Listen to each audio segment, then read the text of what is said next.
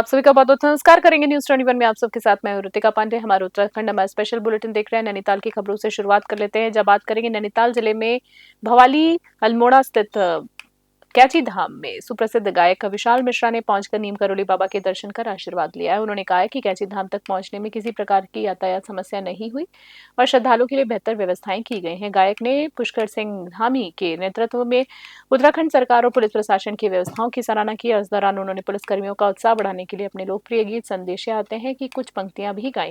श्रद्धालुओं में कैची धाम आकर बाबा का आशीर्वाद लेने की अपील की गई है। नैनीताल से ललित जोशी की विशेष रिपोर्ट।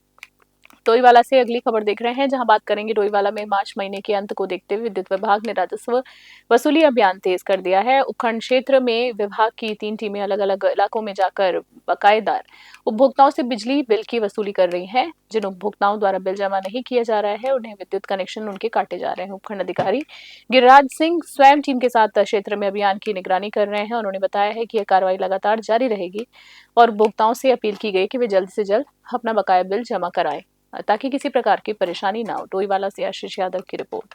देखिए, हमने अनाउंसमेंट के माध्यम से भी ई रिक्शा के माध्यम से अनाउंसमेंट कराया है। अपनी गाड़ी में भी लाउड स्पीकर लगा के अनाउंसमेंट कराया है कि जिन बिजली के बकायेदारों के बिजली के बिल बकाये पे हैं, 2 महीने या 3 महीने या उससे ज़्यादा के बकाये हैं, उनके कनेक्शन काटने की कार्यवाही की जानी है।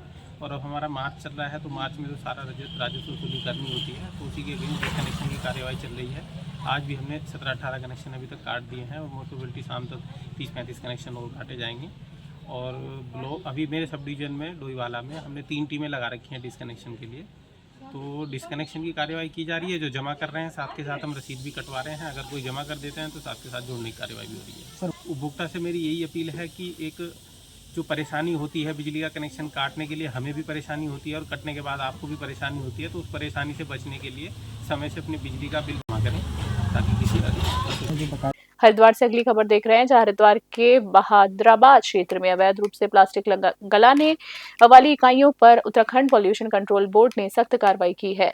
दादूपुर गोविंदपुर इलाके में छापेमारी के दौरान 2 अवैध इकाइयों में लगी 5 मशीनों को सीज कर दिया गया है। जांच में पाया गया है कि बिना अनुमति प्लास्टिक गलाकर दाने बनाए जा रहे हैं, जिससे आसपास धुआं और दुर्गंध फैलने में शिकायतें मिल रही हैं। राजेंद्र सिंह कटेट ने बताया है कि जिलाधिकारी के निर्देश पर यह कार्रवाई की गई और भविष्य में भी नियमों का उल्लंघन करने वालों के खिलाफ सख्त कार्रवाई जारी रहेगी। हरिद्वार से तनवीर अली की रिपोर्ट। रुड़की से अगली खबर देख रहे हैं, जहां पर रुड़की नगर निगम में सफाई कर्मचारियों की हड़ताल चौथे दिन भी जारी रही। अपनी विभिन्न मांगों को लेकर कर्मचारियों ने कार्य बहिष्कार कर धरना दिया है। प्रशासन के खिलाफ नारेबाजी की। कर्मचारियों का कहना है कि वेतन, सुविधाओं और अन्य समस्याओं को लेकर लंबे समय से मांग की जा रही, लेकिन समाधान नहीं हुआ है। धरने का समर्थन देने के लिए यूथ कांग्रेस के प्रदेश महासचिव प्रणय प्रताप सिंह भी पहुंचे और कर्मचारियों की मांगों का समर्थन किया है। वहीं नरेश घोग्यालिया ने कहा है कि मांगे पूरी होने तक आंदोलन जारी रहेगा। हड़ताल से शहर की व्यवस्थाएं प्रभावित हो रही हैं। रुड़की से तनवीर अली की स्पेशल रिपोर्ट। इनके ड्रामे चल रहे हैं आपस में। ये हर बार रोज ये बोलते हैं कि डबल इंजन, ट्रिपल इंजन, सारे इंजन इन्हीं के, पार्षद इनके, नगर निगम के मेयर इनके, विधायक इनके, मुख्यमंत्री इनके, प्रधानमंत्री इनके।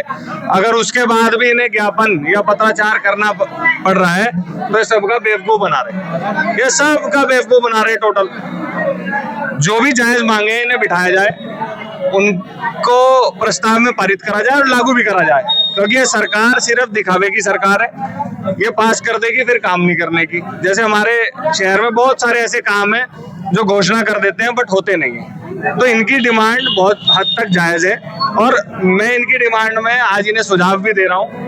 और कल से यदि ये लोग नहीं उठते तो मैं इनके साथ बैठूंगा भी। ये जितने भी लोग हैं, अपनी मेडिकल इंश्योरेंस, हेल्थ इंश्योरेंस। कल जो हमारी वार्ता हुई है नगर निगम में, उसमें उपस्थित महापौर मेयर साहब भी रहे, मेयर प्रतिनिधि भी थे, राज्य सफाई कर्मचारी आयोग के सदस्य भी थे विनय प्रताप जी, और नगर आयुक्त महोदय, स्वास्थ्य अधिकारी, मतलब पूरा स्टाफ था और हमारे सभी पार्षद उपस्थित है।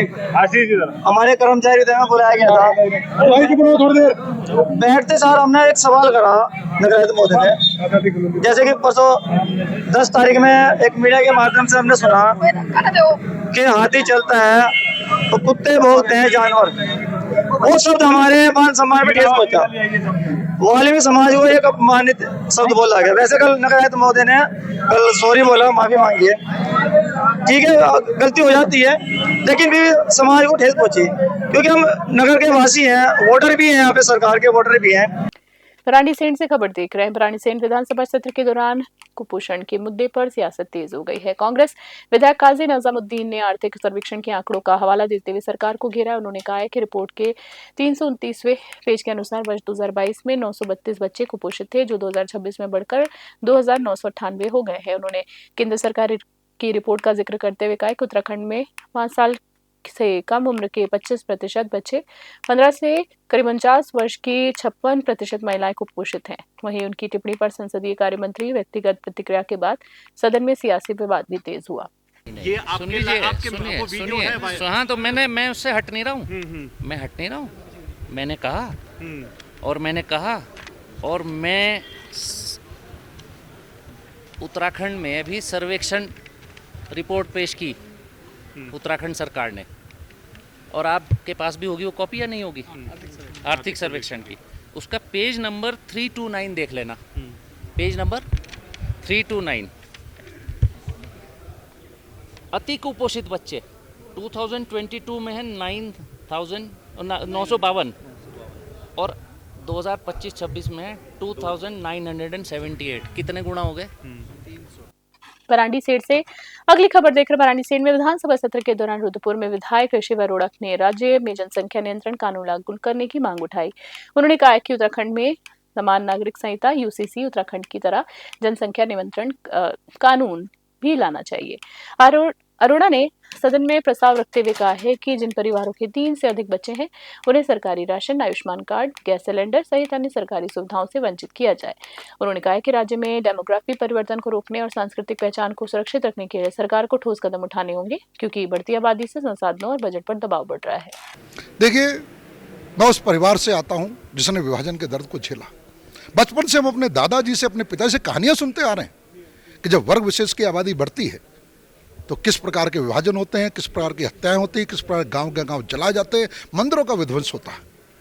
कांग्रेस की तुष्टि के कारण से पाकिस्तान का बंटवारा हुआ और मेरा परिवार वहां से आया। ये जनसंख्या जो विस्फोटक हो रही है, और इस जनसंख्या को हम 5 हमारे 25 के नाम पर एक धार्मिक आस्था से जिस प्रकार से जोड़ा जाता है, ये कहा जाता है ये तो जन्नत जाने का रास्ता है।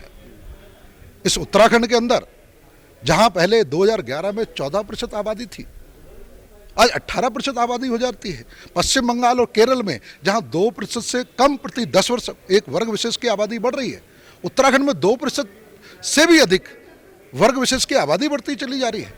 और रुड़की से अगली खबर देख रहे हैं, जहां रुड़की में घरेलू गैस की बुकिंग और सप्लाई को लेकर लोगों का गुस्सा सड़कों पर नजर आया। उत्तराखंड क्रांति दल के जिला अध्यक्ष दीपक लाखवान के नेतृत्व में चंद्रशेखर चौक पर स्थानीय लोगों ने अनोखा विरोध प्रदर्शन किया।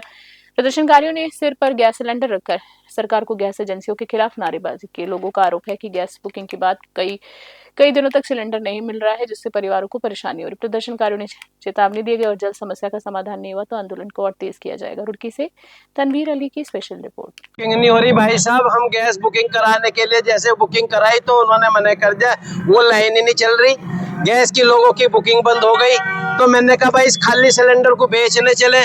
अब जैसे मैं बेचने जा रहा था तो मुझे जो दुकानदार ने कहा कि भाई तुम बेचो मत इसे सिलेंडर को, देश के प्रधानमंत्री जी ने कहा था कि नाली से गैस तैयार हो जाएगी। तो हम तो वो फिर एकदम से दिमाग में आया कि यार हमारे प्रधानमंत्री तो योग्य प्रधानमंत्री जी हैं, वो अगर गैस नाली से तैयार कर सकते हैं तो फिर क्यों बेचे इस लोहे को।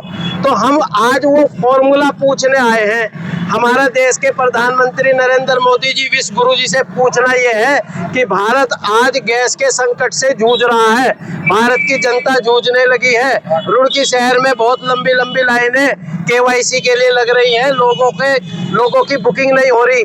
तो अब वो फॉर्मूला बता दो देश को जिससे कि हम नाली से। ऐसा है, मोदी जी ने कभी कहा था कि थाली से बड़ी बड़ी समस्या, बहुत बड़ी बीमारियां जो है उसका समाधान हो जाता है। देश के लोगों ने बजाई, ताली भी बजाई, थाली भी बजाई। अच्छा, एक चीज और है, मोदी जी ने जो है बकायदा ये कहा था कि गैस जो बनेगी एक ढक्कन की जरूरत है, नाली के ऊपर एक ढक्कन रखो और उसके ऊपर जो है एक पाइप लगा दो। हमारे पास वो ढक्कन भी है, वो पाइप भी है, सिर्फ जरूरत है सिलेंडर को भरने की। ये खाली है, इसमें जो लो प्रेशर है उसमें गैस भरी, ताकि आज हम जो सिलेंडर के दाम 60 रुपए जो बढ़े, पत्रकार महोदय ने शाम को 4 बजे जो है पेट्रोलियम मिनिस्टर से पूछा कि क्या देश में इसकी किल्लत है। उन्होंने कहा अगले 55 दिन के लिए हमारे पास सफिशिएंट है, और ठीक 2 घंटे बाद गैस के दाम बढ़ जाते। क्या खास बुलेटिन में इतना ही। बने रहिए न्यूज़ 21। नमस्कार।